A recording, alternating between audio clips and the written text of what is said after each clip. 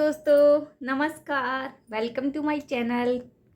तो दोस्तों चलो शुरू करते हैं आज की कहानी। एक बार एक राजा अपने बाज के साथ शिकार करने के लिए जंगल में जाता है। काफ़ी देर हो जाती है। शिकार करने के बाद राजा थक जाता है। राजा को प्यास लगती है वो एक पेड़ के नीचे बैठ जाता है। राजा जब पेड़ के नीचे बैठा था तो उसने देखा कि उस पेड़ से पानी टपक रहा है।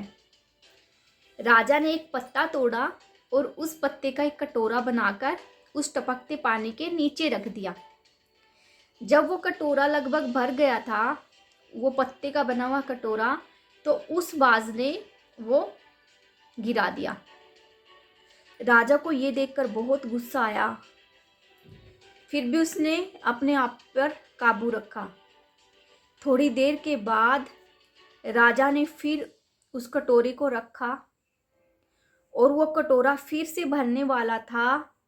उस बाज ने चोंच मारकर एक बार फिर से वो कटोरा गिरा दिया और वो अपनी चोंच को ऊपर उठाकर पेड़ के ऊपर देख रहा था। राजा उसकी बात को समझ नहीं पा रहा था, पर राजा को गुस्सा बहुत आ रहा था कि मैं प्यास से मरे जा रहा हूँ और इसको कोई फर्क नहीं पड़ता है। उसके बाद राजा ने जैसे तैसे करके तीसरी बार वो कटोरा उसके नीचे रखा और वो कटोरा लगभग भर गया। राजा वो उठाकर कटोरा पीने ही वाला था कि बाज ने अपने पंखों से फड़फड़ाकर वो कटोरा फिर से गिरवा दिया।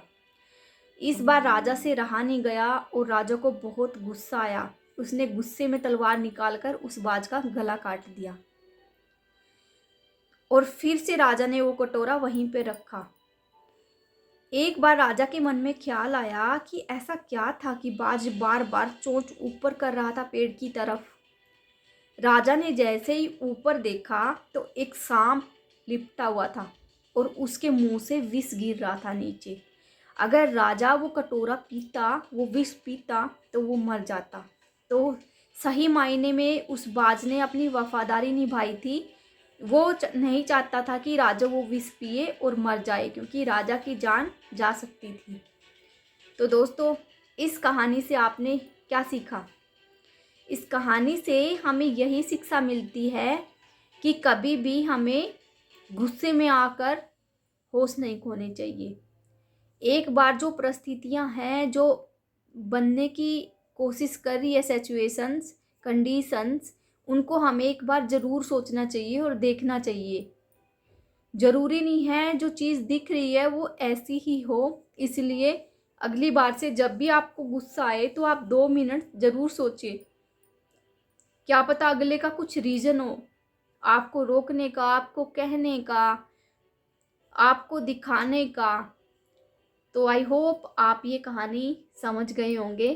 तो अगली बार से जब भी आपको गुस्सा आए तो अपने गुस्से पर कंट्रोल करें एंड थोड़ा सा सोच समझ कर डिसीजन ले, ताकि आपको बाद में पछताना ना पड़े।